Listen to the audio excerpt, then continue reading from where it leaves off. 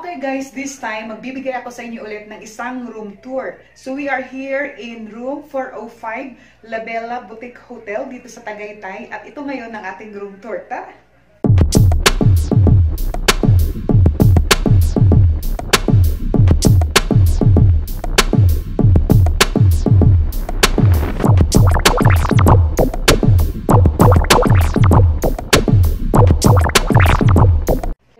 Mag-start sa area na to, paikot dito sa room. So we have here a cabinet, ito, kung may ilalagay kang or kailangan i-hanger, kaya lang napansin ko wala silang hanger. Supposed to be meron man lang kahit dalawa. Ayan, and then may drawer pa dun sa bandang ibaba. Ayan, so wala siyang hanger nakasama. May mirror. Ayan, ito yung aking bag. Ibaba natin para makita natin. Aray ko. Ang bigat naman itong bag ko. Ito yung tray nila. Ang ganda. Ayan. I like this one. Happiness is homemade. Talaga lang ha. And then, may drawer dito. Ayan. At ito, nilagay ko dito yung ano ng aking tripod. Yung balot ng aking tripod. And then, meron silang mini ref dito. Merong complimentary water. Dalawa. Yung isa nandoon na ininom ka itong food. Dala ko yan. Pabaon yan ng tita ko kanina. Yun. So, ayun yung area dito. And then, plain wall lang siya. Hanggang dyan. Pagdating dito, meron silang pa-TV. I don't know. This is, I think, 32 inches. Then, nakapatong siya sa isang TV side table or TV rack.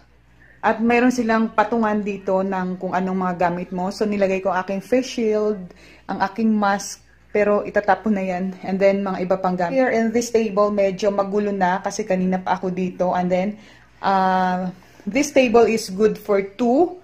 I love the color kasi nga, para siyang blue-green. Blue-green ba ang kulay nito? And then, yung curtain nila ay, anuhan yun? 2 layer yun. Pakita ko sa inyo.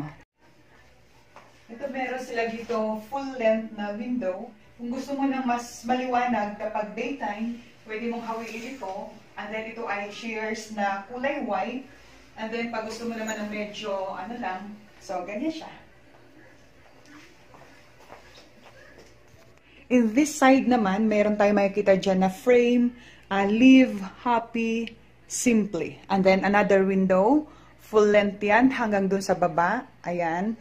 Tapos may side table with lampshade. Sa akin yung laptop, din na lang yun. Meron stall dito kapag ka may gagawin. Kagaya kanina may gagawin ako, so ino-open ko na yung laptop. And another attraction, pinaka-accent wall. Kasi kung mapapansin nyo, lahat ang wall dito ay white lang siya. Napaka-clean at napaka-refreshing ang kanyang aura, ang kanyang ambience dito. Pag makita natin, itong area naman ay parang painting, but it's not a hand-painted. Para siyang vinyl na dinikit lang. So, nung tiningnan ko, ang kanyang, is, hindi naman siya tarpaulin or what. Babakbakin talaga, no? So, siya, vinyl siya na, I think, printed siya. Pero para siyang hand-painted, pero hindi. Ayan. Yun ang kanyang view. Maganda rin siya, di ba? So, this one. And, syempre, yung kanilang queen size na bed. And here, may 2 pillow. Ayan. So, napansin ko dito, ang kanilang pillow ay talagang puting-puti. As compare sa iba na mga napuntahan ko, talagang puti, but in other shade. Like something like dirty white na, or parang nagcha-champagne ang kulay, or a little bit nangingitim, gano'n. Pero ito, makikita mo, puting-puti at super bango, and I like that. Napakabango. Talagang sarap humiga dyan. And then, the other side, meron naman siyang isa pang lampshade, pero mas mataas. Hindi siya kasing tangka doon. And this lampshade, siya ay nakapatong sa isa. Wala siyang side table, pero yung lampshade is mataas. That's good. Okay? Then, plain lang yung wall dyan. Wala na siyang ibang paint or display or wall decor. Wala na. And here, ito yung nilalagay dito yung ating para sa power ng electricity. Meron din silang mirror. Ito. Malit lang siya. Yung kanilang sink, maliit lang din. Kaya minsan pag naghilamos ka, parang lumalampas yung tubig dahil maliit lang. Pero ang ganda ng color, blue-green. Terno dito, ang ganda. Ayan, may pabulaklak pa sila. Mga artificial flower lang yan. Yung kanilang dental kit, yung toothbrush, and then may kasamang toothpaste. Yung isa lang nagamit, ito, hindi ko siya nagamit. May soap din sila, isa lang din ang nagamit, yung isa hindi. Dahil mag-isa ako, and then, ayan, artificial flower, ganon. Yung regular na CR lang din. And then here, yung toilet bowl, yung hot and cold na shower. May overhead, malinis ang kanilang CR, may exhaust, ayan. And, syempre, ilaw. Dito sa bandang likuran, wala siyang sabitan dyan. Ganun lang siya. Regular na CR. So, all for this room, ito. Pagdating naman dito sa door, ganun pa rin yung regular na sa mga hotel. Ilagay ito sa labas. If you want to continuously enjoy the serenity of the place, para walang mga istorbo, lagay lang ito doon. Do not disturb, ganon. Tapos pag dito naman, gusto mong palinisan yung room, ito yung ilalagay. The scent of freshly cut flowers, make up my room please. Ito ang sasabit mo dun. Pero since na one day lang naman ako dito, hindi ko na ito nilagay doon. Okay na yun. Ayun.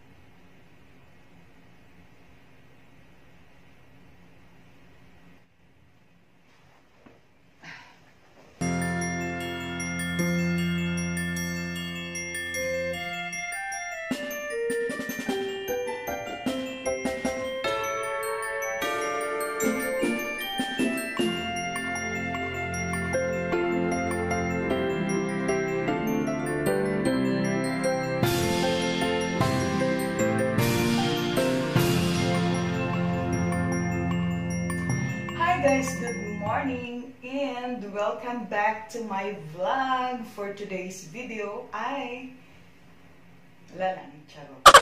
Good morning guys. Today ay nandito pa rin tayo. Dito tayo natulog sa La Bella Boutique Hotel dito sa Tagaytay.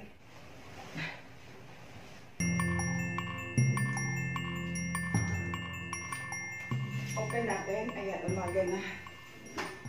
Guys, ang ganda dito. Ayan o, mga pine tree. And then, pag gusto mong buksan yung window, pwede. So, hindi na natin yan i-open. Ganyan na siya.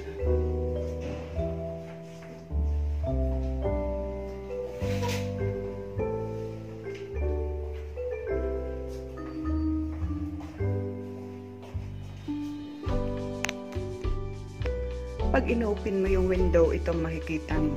Pakita ko sa inyo sa labas, guys. Ayan, so mga pine tree, wag ko lang mabitawan ng aking cellphone. Ayan, yun ang view. Napakalayo na ng Taal, hindi na natin masyado makita. So yun, and then hanggang doon sa baba. Sobrang lakas ng hangin. Green na green ang kapaligiran. Close na natin.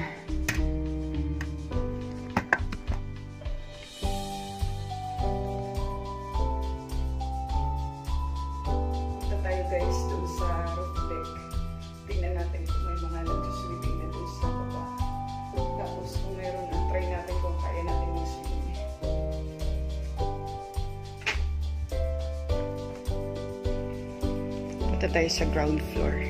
Tingnan natin sa swimming pool.